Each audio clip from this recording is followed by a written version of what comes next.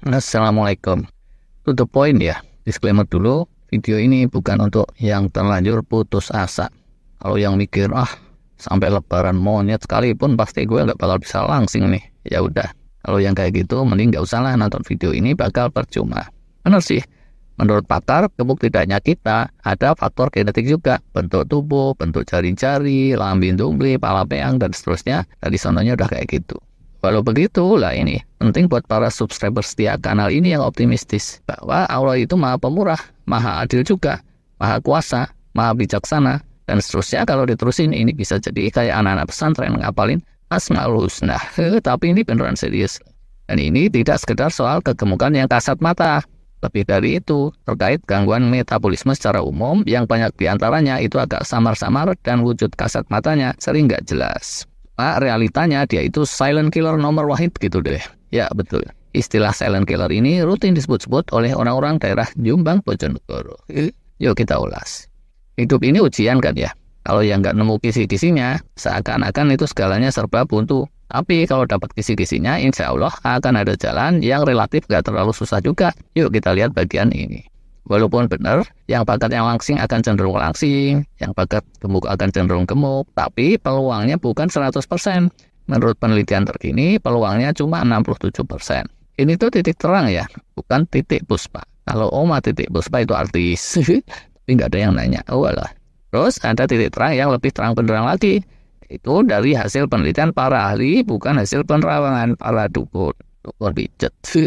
Yaitu realita bahwa penentu yang lebih menentukan gemuk langsingnya seseorang, sehat tidaknya seseorang, itu yang disebut gut microbiome atau mikrobiota atau kondisi biotik di perut kita. Ini kayak fenomena kehidupan si Unyil dan si Usro gitu kalau zaman dulu. Unyil itu cenderung anak rajin, tapi kalau sekelilingnya menggiring males, ya dia bisa kebawa males. Sebaliknya si Usro dasarnya males sebenarnya, tapi begitu sekelilingnya rajin, ya males juga sih, tapi rada mending. Gak separah kalau dia ngumpulnya sama Obleh dan Pak Ogah yang males sedunia. Emang sih bisa dibilang juga, gemuk tidaknya itu tergantung dari pola makan, pola tidur, pola hidup. Tapi sebenarnya pola makan itu, serta pola tidur dan pola hidup, pertamanya akan mengubah menentukan konstelasi mikrobiota di perut. Habis itu barulah konstelasi mikrobiota itu menentukan gemuk tidaknya, sehat tidaknya kita. Kondisi biotik ini bisa lebih menyetir penampakan kita daripada genetik kita yang baku. Kondisi biotik ini khasnya bisa 90%. Jadi ya, bakat langsing sekalipun, kalau biotiknya ambiar dan menggiring kepada kegemukan, astagfirullah, orang itu tetap aja akan cenderung gemuk.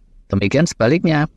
Tentunya yang best itu kalau udah bakatnya langsing, biotiknya kondusif sekalian, juara sih kalau itu. Tapi biasanya terus dapat ujian dalam bentuk lain. Orang ganteng, orang cantik itu ujiannya seringnya lebih berat-berat loh ya.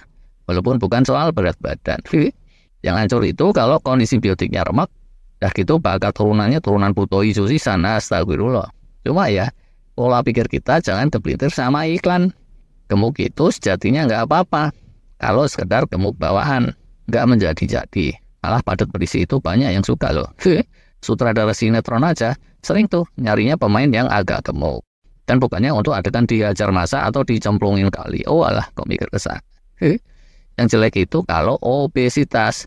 Dan potensi obesitas ini, menurut pakar, sumbernya cuma ya pertama dari cacat bawaan, entah cacat genetik atau kelainan organ, atau kepelintir oleh gut microbiome tadi. Jadi kalau bukan karena cacat itu, gak adalah yang bisa dibilang punya bakat obesitas. Sama aja dengan yang kurus.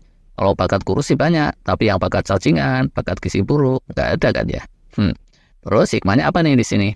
Hikmahnya nih ya, sehat tidaknya kita, termasuk obesitas tidaknya, itu bisa berubah-ubah tergantung kitanya sendiri. Bukan sepenuhnya ditentukan oleh takdir yang nggak bisa diapa-apain lagi turun-temurun.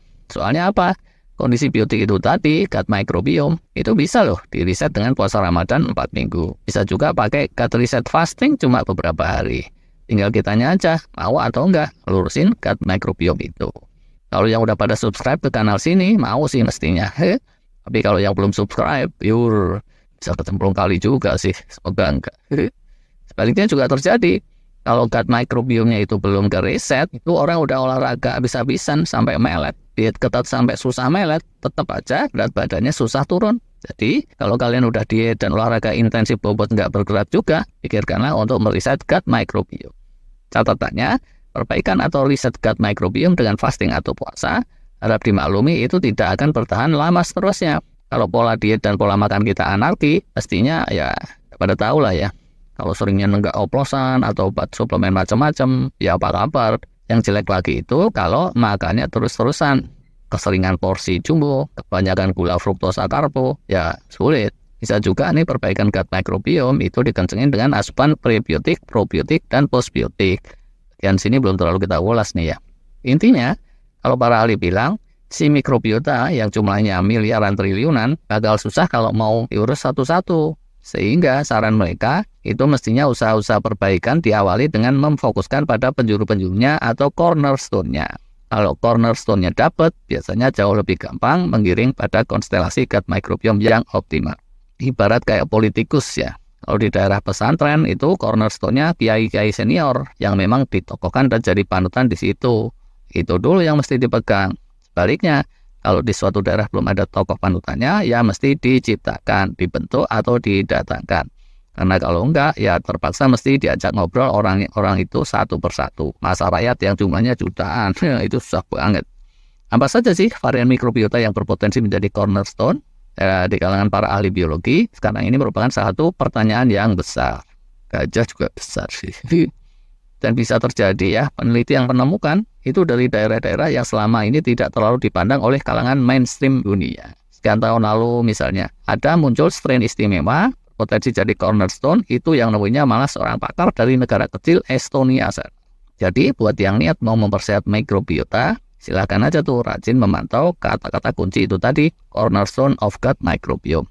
Sekilas soal ini dulu, pernah juga kita ulas. Kalau mau lihat lagi, silakan aja cek videonya. Itu deh kira-kira sharing kita kali ini. Semoga bermanfaat.